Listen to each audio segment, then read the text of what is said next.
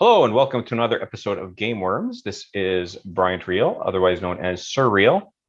And I'm going to talk again today about Ashes of Power, which is the module that was recently released for Free RPG Day. That is kind of a preview to Embers of the Imperium, the role-playing game set on Twilight Imperium 4, the board game. If none of what I just said makes if none of that made any sense, you will probably not appreciate this video, but truck on anyway if you like. So basically what's going on is there's a huge board game called Twilight Imperium 4. It's got a very rich lore to it. It's a futuristic sci-fi sort of a game. And so they're making a role-playing game based on it, but there keep being delays on the release. And so right now the projected release is nearing the end of 2022. But they have released a 40-page module, so it's kind of a preview to what the game is. And so what I thought, thank you very much the other day for Drain Smith on Reddit releasing some of the character PDFs, so you can see the characters that come with the module. And thanks once again for Drain Smith's tireless efforts, because now we have an entire PDF for the module. And from what I understand, it is not necessarily the final draft that's going to be released. So a few things might change, but it's not a big deal. But I just want to take a quick look at that. What I'd like to do is try to get some people together to do a playthrough of it, so we can kind of demonstrate what it is and how it works. It's based on a system called the Genesis system. And if it goes well, because the actual game isn't going to come out for over a year, probably, I could probably see if I can use the module as a template and then kind of scrap together the lore that I know of Twilight Imperium 4, plus the mechanics for Star Wars Edge of the Empire, which uses the same system, potentially put together, maybe a bi-weekly sort of or bi-monthly sort of a game or something. So we'll see how that goes. But for now, let's just take a look at the module. Share screen. This one here. Okay.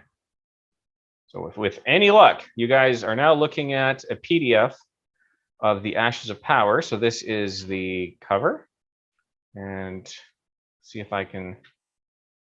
I'm hoping this works.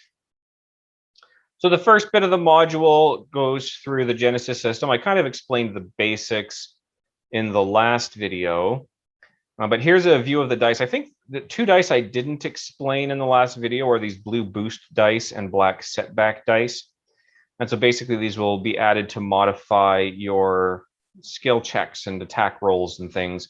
A boost die, the blue ones, are usually you're getting some sort of a bonus, maybe based on some gear or some assistance from a teammate. Whereas the setback dice are further problems you're facing. So maybe you're trying to do a challenging task while under fire, or in extreme environmental conditions or something like that. So you might, these dice can add or subtract basically from your rolls. Goes through basically what the symbols are on the dice, the difficulties for tasks, the characteristics. Again, a lot of stuff we talked about last time, but in more detail. Range bands. So one thing that I didn't talk about last time, so if you play a game, if you're familiar with a game like Dungeons and Dragons 5th edition, if you use the grid-based combat, so I know sometimes people just kind of use the theater of the mind, but if you're someone who likes to use the maps and everything, it's in a grid, and so your movement is based on moving from a square to square.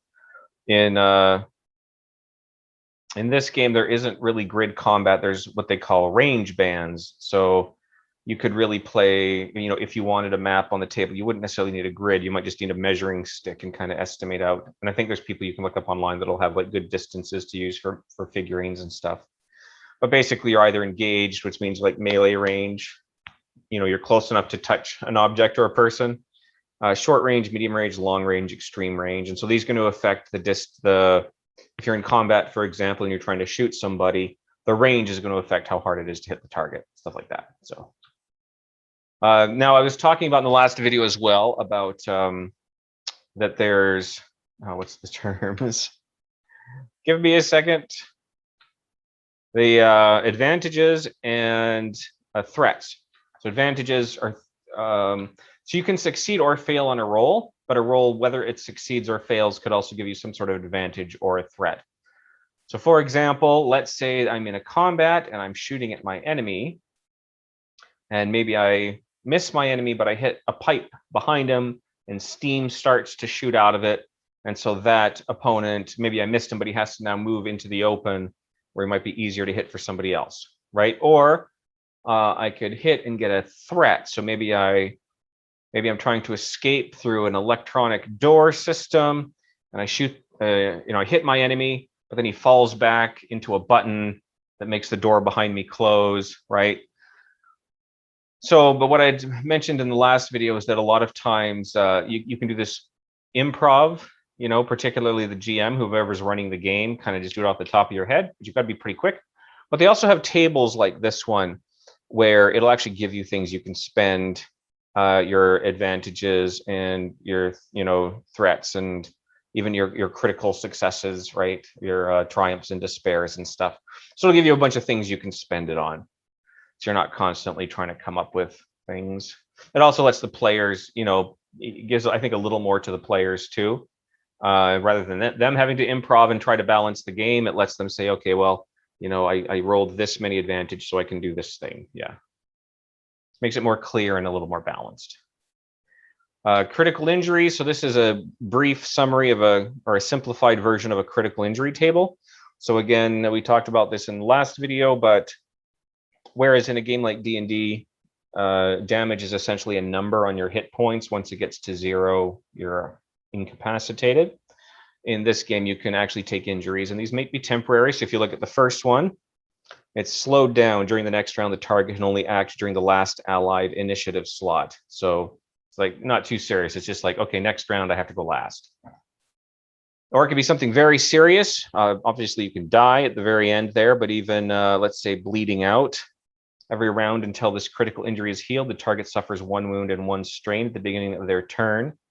For every 5 wounds they suffer beyond their wound threshold, they suffer 1 additional critical injury. And so basically you're just, you're getting worse and worse and worse, and eventually that'll probably kill you. Or you can be crippled. A limb is disabled until healed or replaced. So, sorry, got to scratch my nose. All right, so they have story points it talks about here. This is another Genesis system thing where they kind of like fate points, I guess, could also be called. So you're going to have a certain number of tokens or markers, and the GM will have a certain number and the players will have a certain number. And this will go through things you can spend these on. So you might say, oh, shoot, my characters are starving to death in the middle of a blizzard. I'm going to spend 1 of these story point tokens, and they'll find some edible lichens or something. And so you can add that to the story using story points. But what happens is when you spend that, it goes to the other side. So if a player spends that, it goes to the GM. If a GM spends it, it goes to the players. Okay, goes through the, and then we start the module, which I don't want to spend too much. I don't want to spoil anything, so I'm just going to flip through. But you can go back here, and this is the characters we looked at last time. So I just don't want to pause too much on the actual module in case there's too many spoilers in that. But yeah, so this is available on Reddit from Drainsmith. If you wanted to download it and have a look at it. Again, I'm going to try to put a team together, see if I can find a team and figure out a way to record this so you can kind of see how the game works, how the Genesis system works and everything. So I hope that was interesting for you. If not, I apologize for wasting your time, and have a wonderful evening.